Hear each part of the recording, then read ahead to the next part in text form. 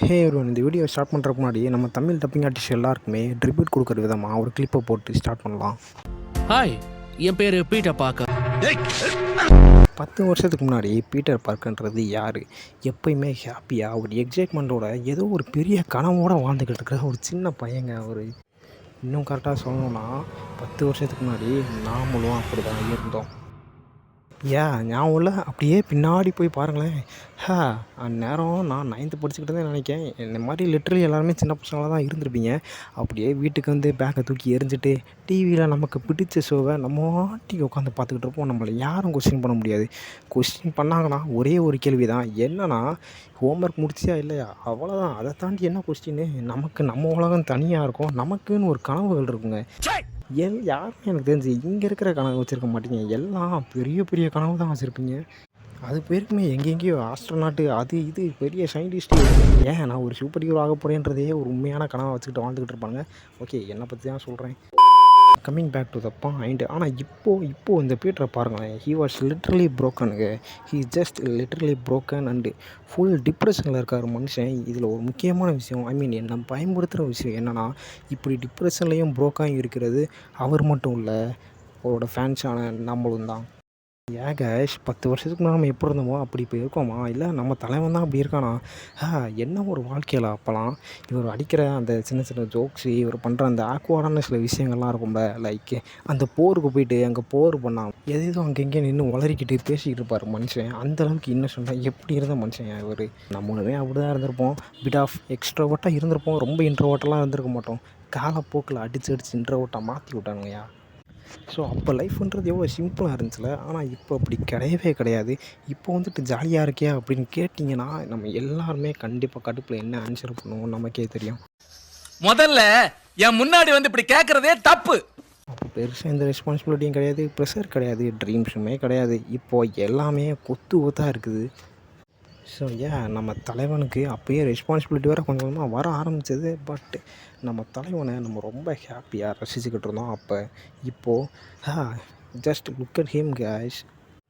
இன்னும் அந்த 10 வருஷம் கடந்து வந்த பாதை இருக்கு இல்லையா, அது அப்படியே இன்னும் ரிலேட் ஆகுது. ஏன்னா இந்த 10 வருஷ ஜேர்னலியில் என்னோடய தலைவனுமே like he lost people, he lost his love guys. அவனோட ஓன் கேர்ள் ஃப்ரெண்டையே அவன் இழந்துட்டாங்க. அதான் உண்மை. லைக் அவனோட ரொம்ப நெருங்கிய சொந்தங்கள் எல்லாருமே அவன் இழந்துட்டான்.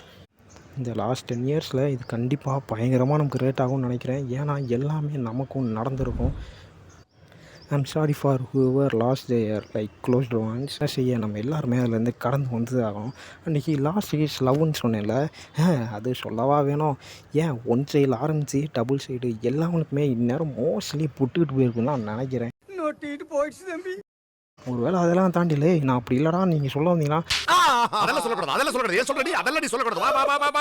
நீ நல்லா இருப்பா. ஆனால் சொல்கிறேன் 90% அப்படி இல்லை அப்படிங்கிறது தான் உண்மை.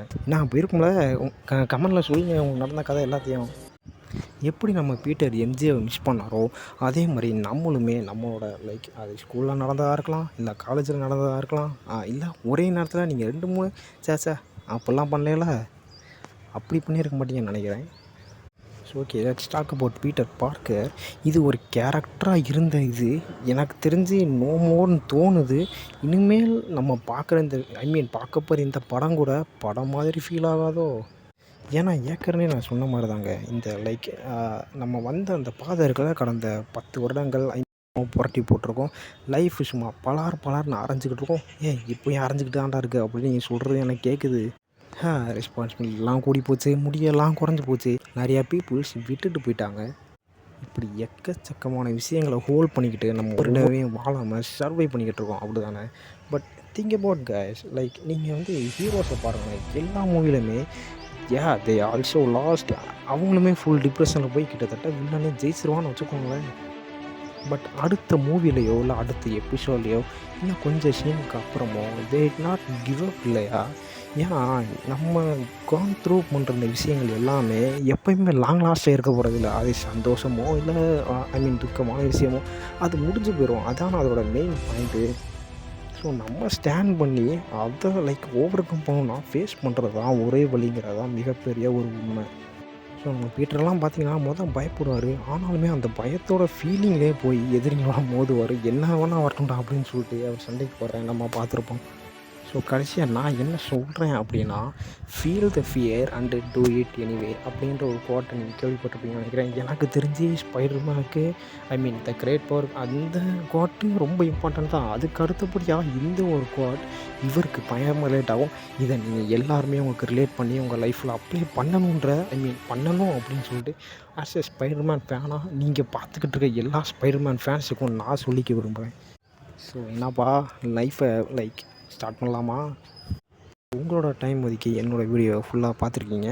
உண்மையிலே என் வீடியோ உங்களுக்கு பிடிச்சிருந்தா ப்ளீஸ் அந்த லைக் பட்டனையும் அண்டு நான் எந்த மாதிரி வீடியோ இந்த ட்ரெய்லர்ஸ் எல்லாத்துக்குமே பிரேக் டவுன் பண்ணலாமா, இல்லை இதே மாதிரி டீப் தாட்ஸாக நிறைய மூவிஸோட நம்ம எப்படி ரிலேட் ஆகிறோம் அதை பற்றி பேசவா, இல்லை ரெண்டை பற்றியும் பேசலான்னாலும் ப்ளீஸ் உங்களோட ஒப்பீனியனை கமெண்ட் செக்ஷனில் சொல்லுங்கள். அண்ட் முடிஞ்ச அளவுக்கு ப்ளீஸ் கைஸ் சப்ஸ்கிரைப் பண்ணுங்கள். நான் இதே மாதிரி அடுத்து ஒரு நல்ல வீடியோ உங்களோட மீட் பண்ணுறேன். அண்ட்